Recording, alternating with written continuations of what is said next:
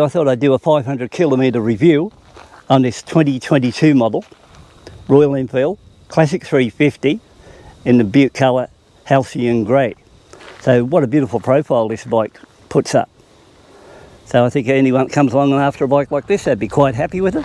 So we're going to go into this on a full detailed review on it, and it gives you a bit of an idea what's going on. So there's a look at the bike, and when I'm finished I might just swing over there and just give you a better look at the surrounding view. I probably won't be fooling around here too long today, because it won't be long before the grey jumpers come out, and when the grey jumpers come out, you're in problems out this way for a starters. So without further ado, let's get in it and I'll talk about the bike.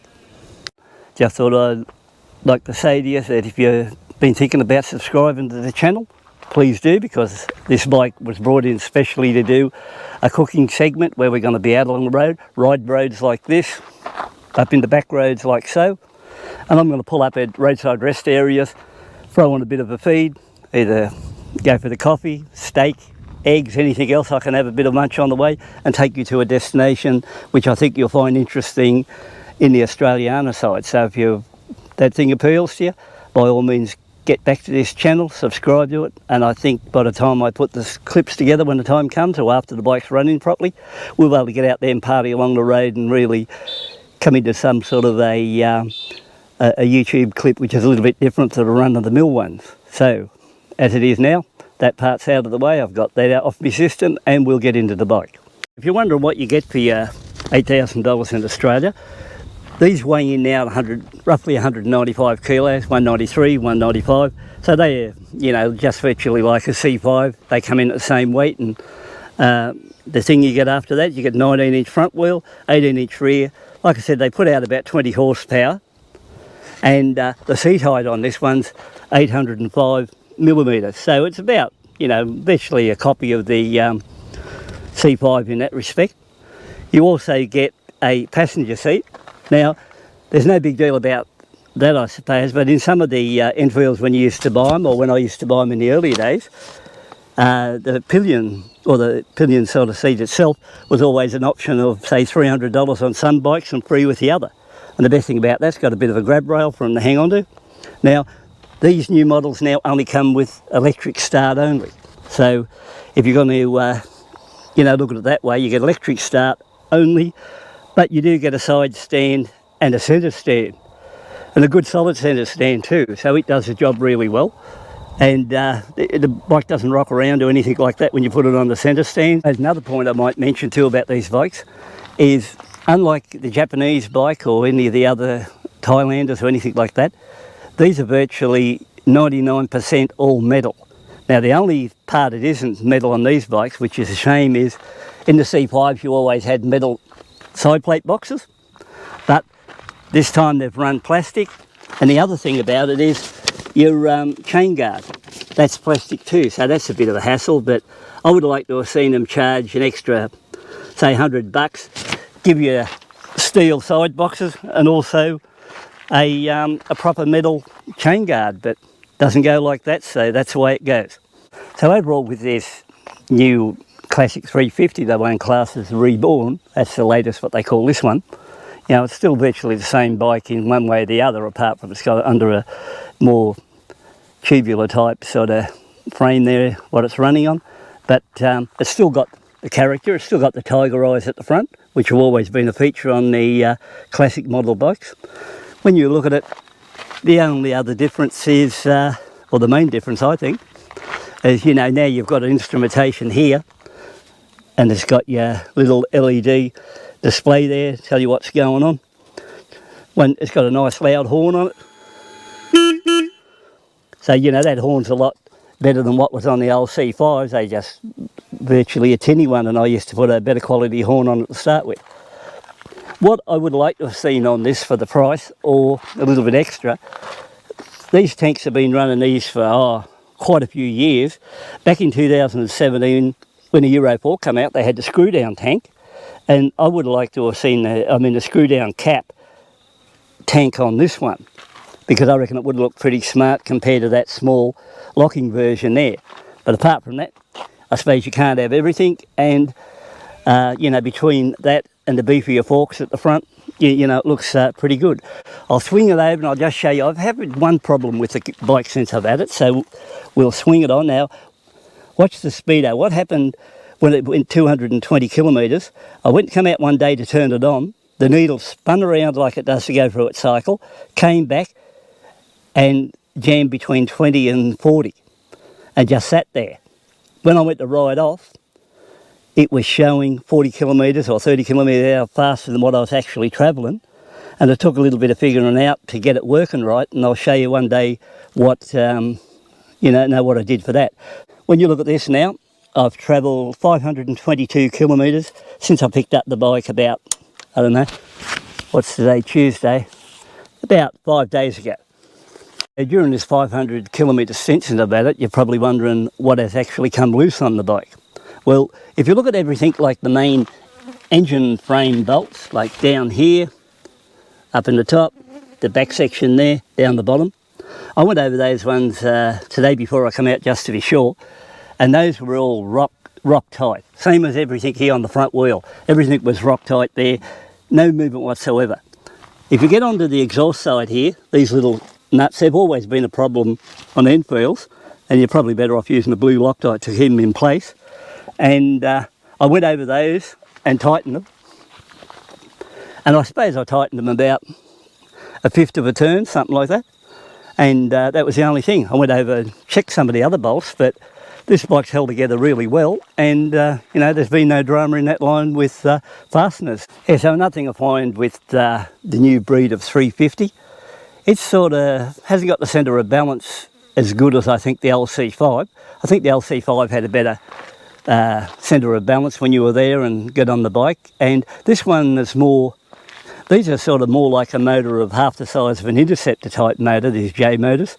And I found when I had the Interceptors, they too, they didn't feel well as balanced as the C5. So I put the C5 down as a better balanced bike, but once you get going, it makes no difference after that. It's just handling 195 kilos. But when you get onto that one, you know, there's no trouble. When you're riding along, that won't affect you at all. Now the other thing, brake-wise, if you wonder what dual channel's like, with things at the moment, the front one's starting to improve. It was a bit spongy, and now it's working a little bit better than what it was, and the rear brake is a really good stopper. So the rear one works really well. The front one's improving, and I'd say by the time it gets to 1,000 k's, it'll be working fine. Another thing that's always on your mind when you buy one of these bikes and you look at this seat, and remember, this is the new style seat, so if you look at the give in that foam compared to the old days of C5, it was just like a plank. That's a pretty comfortable seat, because yesterday on this bike, in total I did 200 kilometres in 2 runs, so 100 k's each run. By the time I get home today, I will probably have travelled 130 kilometres. So the seat is very comfortable, what I find. I think it's one of the best seats I've seen on a, you could almost class these almost like a C5. We call them classics, but Classic 350, but they virtually look the same as the other ones anyway. Now, that side of it, like I said, nice and comfortable. These bikes come with, here in Australia anyway, with tyres, CEAT tyres, I think they call them CEAT. I would have preferred better tyres on it, even though they do go along and they handle well and they run around the bends fine. But any of the Enfields in Australia, apart from the cheaper one, the B5 when it came in, I think it had sort of CEAT they put on that one. But on the good stuff they used to, or the dearer ones, the C5, they always used to come with Avon tyres. And I used to really like those Avons, and I'd like to see how this would run with a set of Avons on it, because it's running quite well now, and I'd reckon it'd run better with a good set of Avons. So if we talk fuel economy, when I first got it, I filled it right up to the brim there, and yesterday when I come back, I decided to fill her up, and I only filled it up at home because that isn't a real world fuel test at the moment, because I have been riding it a bit slow on the run-in, so therefore it'll get a lot better fuel economy than what you expect. But I put in, I think, less than 10 litres, because I had a 10-litre container and there's still some left in it. So, I don't know, it might have ran 9 litres, and I did 368 kilometres before the fuel 1 bar started flashing, and then for a strange reason, I think it's built into them, they start doing a count up, or I'm pretty sure it was a count up, or I don't think it was a count down, and it just sort of ran along like that. So I think I've done around about another 30 odd kilometres or after that. So in total, roughly, you say I did 370 kilometres for 10 litres of gas. And as far as that goes, well, that would work out around 37 kilometres to a litre, but I think I got a bit better than that. But when I get out here later on and I can ride along in the real world and fill it up and travel at 80, 90, 100 kilometres an hour, and more like 90 and 100, then we'll get a good idea what it's capable of. I would say out of all the Enfields I've ever had, it is the best starting bike of the lot. Not once during the time I've ridden it this 500 kilometres have I been able to go over it, to turn the ignition on, press that button and it fires up automatically, which it should do now. So we'll turn her on. Okay, hit it. So there you go. Every time it idles like that and kicks over, and even from dead cold, when I get up in the morning it's only about 6 or 8 degrees, if I do that, it just kicks over immediately like that, then it goes into a nice steady idle, and then I just give it 2 minutes and then I get onto it and ride it off. So apart from that, look how smooth it is when it's sitting there, like really nice.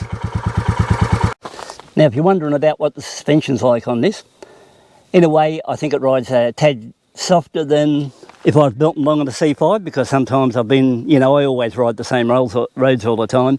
When I'm riding out along the road, I know where the bumps are, or in most cases I know, and I'd get off the seat on the C5s because I'd know I'd get jolted and thrown off the seat. This one, I can sometimes sit on the seat and just ride over it, and the suspension itself is pretty good. Like, and you know, the suspension, tracking, cornering, all that sort of stuff, when you put it all together, it's a pretty good package. So they've gone to a lot of trouble to put it together, and I think I would put it, it's definitely not behind a C5, and I'm, you know, I'll just throw a spanner in the works and say it rides better than the C5. I think another one people would be wondering, what's the power on tap like? Okay, I'm getting to the stage now where I'm cruising along out along the roads. It's sitting at 80 kilometres an hour. Occasionally I take it up to 90. And today I did sit on 100. It just for a quick burst, and it does all that very easy. So when you're out here cruising along 80 kilometres an hour, it's nothing for this bike. It'll just cruise along. If you're on the old 350 Classic, the carby one, once it got to 80 you'd be struggling. And this bike's pretty quick on pickup too. You know, like when it's off the mark, I'd reckon if I ran it against a C5, I wouldn't be that far behind a C5 on a standing start to 50 mile an hour, 80 k's. That's what I'd reckon. I wouldn't be that far behind. He'd be ahead of me, but I wouldn't be that far behind. He wouldn't have to get over and say, where were you? Because it's not going to happen. These are quicker than what you think. If you had to race an ordinary, I have a drag against an ordinary 350 carby one in stock form, stock against stock, there'd be no contest. You know, you could pull a 350 carby along with no trouble whatsoever because they're really slow. I think a carby does 0 to 80 in 25 seconds. I think this one does it in 15, so it's 10 seconds quicker. So it does that really well. Now while we're at it, we'll talk about throttles, the throttle and how the fueling is on this bike. Well, I really reckon this is probably one of the better Enfields, and the fueling's pretty close to what you'd expect if you've ever ridden an Enfield. Now when I first rode an Enfield going back when they first released and I got one in the first shipment, I was impressed with how smooth that bike was. Like, if you want to ride a bike, you want one with a smooth throttle. If you don't want one of those jerkers, like there's that many jerky throttle bikes out there at the moment because of the Euro 5 troubles with getting them to run lean and get through compliance. They are really a pain, and I won't put up with the crap. But these ones here, I tell you now, you might get a little bit every now and again, but 99% of the time you're going to be very impressed with that throttle. Like it will, you know, be something that you will say to yourself, this bike's a pleasure to ride, and I think it is. And everything I tell you about this bike is not just crap what you hear because I bought the bike.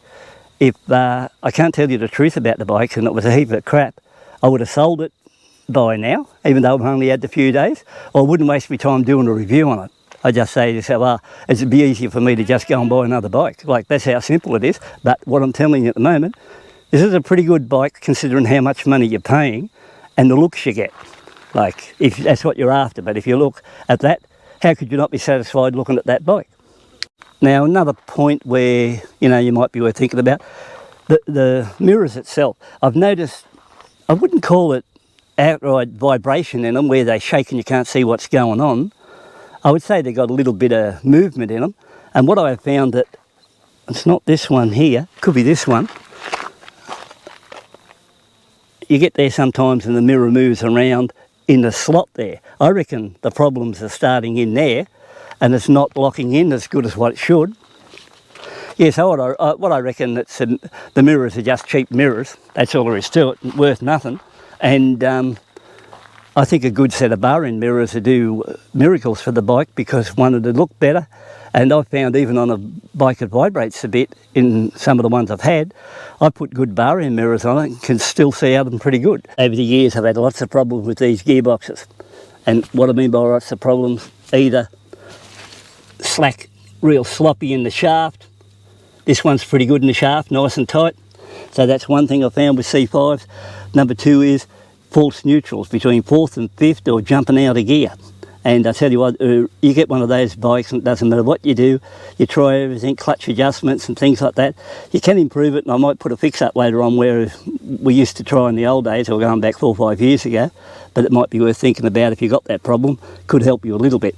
But this one here is really a nice positive gear change, and I have not had a bad shift since I've had it. It goes straight into it.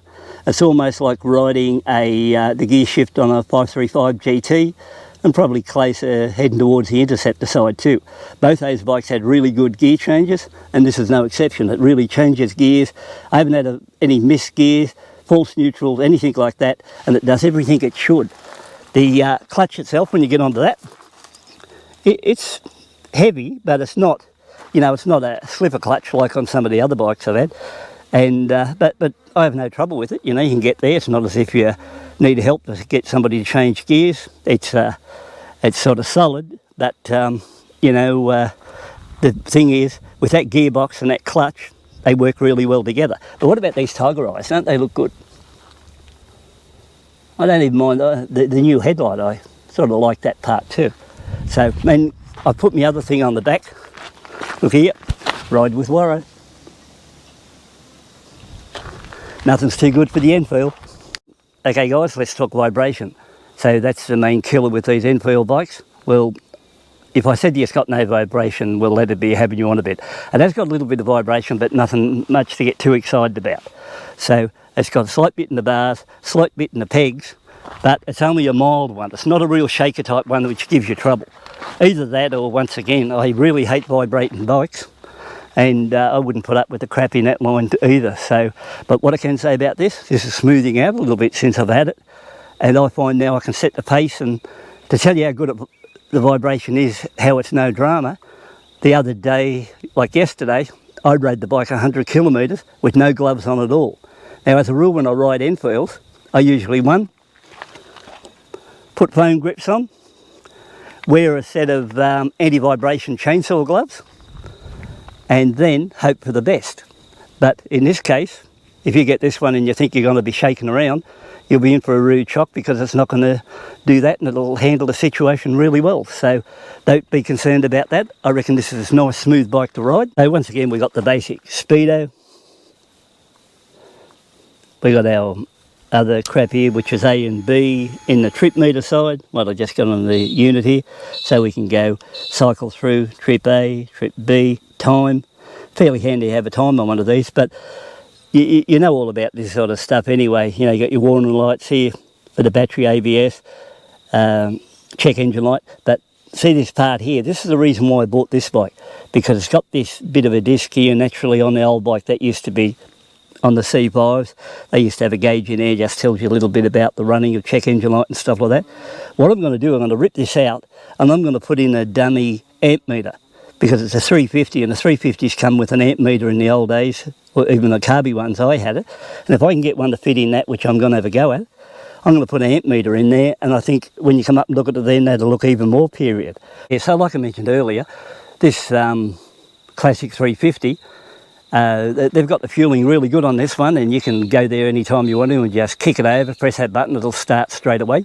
I mean, even when you go to the Big Brother, or the old day used to be the Big Brother, to start the C5, where I live, I always had to pull down on the fuel enricher there, and then when I pull down on that one, crank it, and it'll probably crank over I don't know, 4 or 5 times. Then it'd go into a rough idle, and then you just have to wait and get over the other side, and you're still hanging on to the fuel enricher to try to get a bit of air mixture in there to get things going right.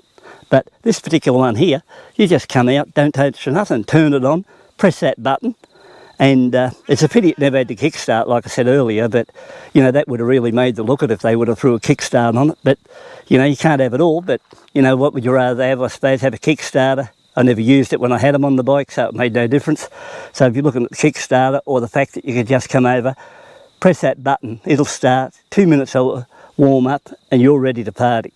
What's the exhaust note like on it? Well, I actually think, once again, better than the stock C5, which I always thought sounded like a soul machine, and that's why I put sports exhaust on them straight away. This one here works pretty good, and if you notice, and the first thing I noticed about this bike, and I might touch it in case I get burned, that header pipe definitely looks thicker than what you'd see on a C5. Like when it comes out, it's just, I don't know how many mils in the diameter, like it'd be bigger, but first thing I noticed, just looks bigger when it comes out of the head down into it like so. And with the sound it makes when it's out there idling away, or when you're riding it itself, I'm pretty happy with that. So I don't know, I think I might just keep that as it is.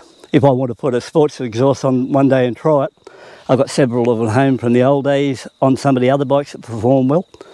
Now, later on, I was going to do it here today, but it'd be impossible.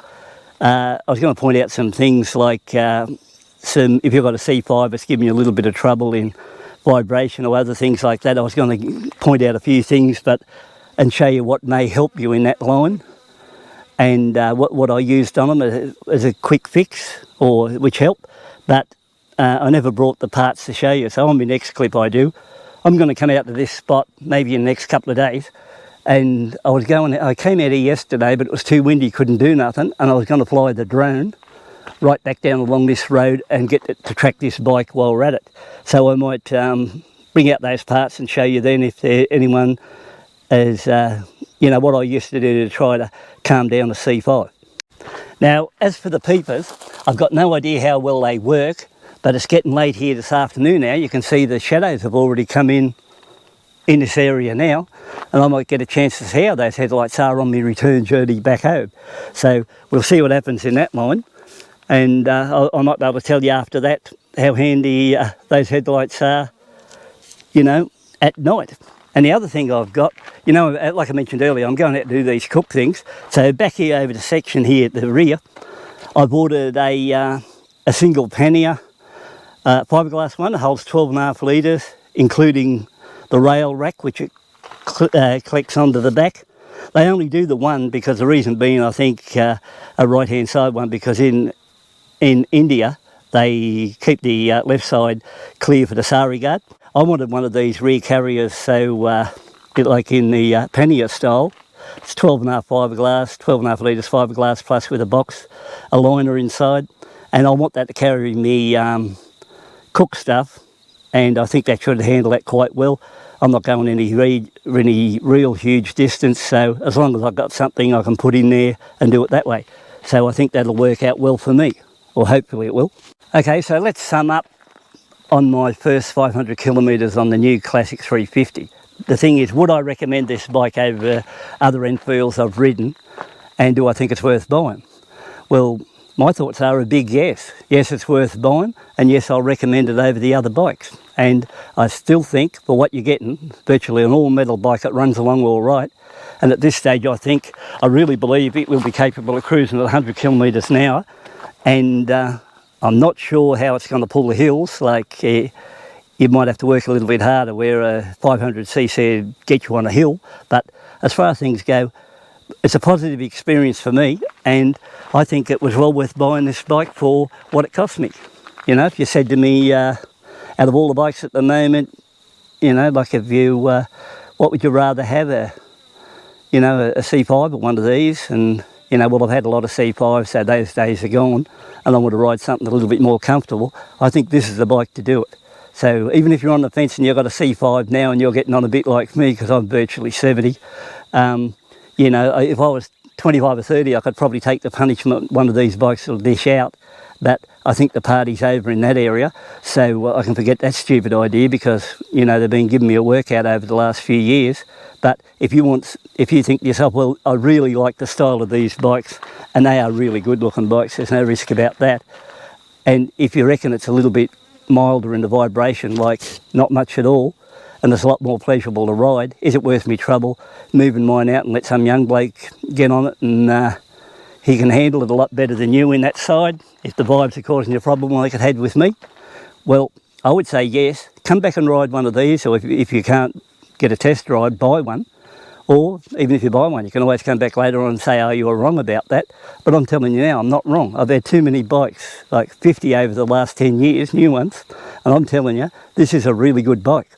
So I'll prove that later on when I get out there, and you'll see me putting up the miles, because sometimes I'll go out and ride a bike, and I've had 5 new ones there at a time, and believe me, 5 new ones, and I've come out and look at them and think, what a heap of crap, and I've got to ride this shit. That's the way I think. This one I come out on it early this morning, back home, let it cool down or went through a heat cycle, and I said to the wife at 4:30 or something it was, I'm going out to do a video.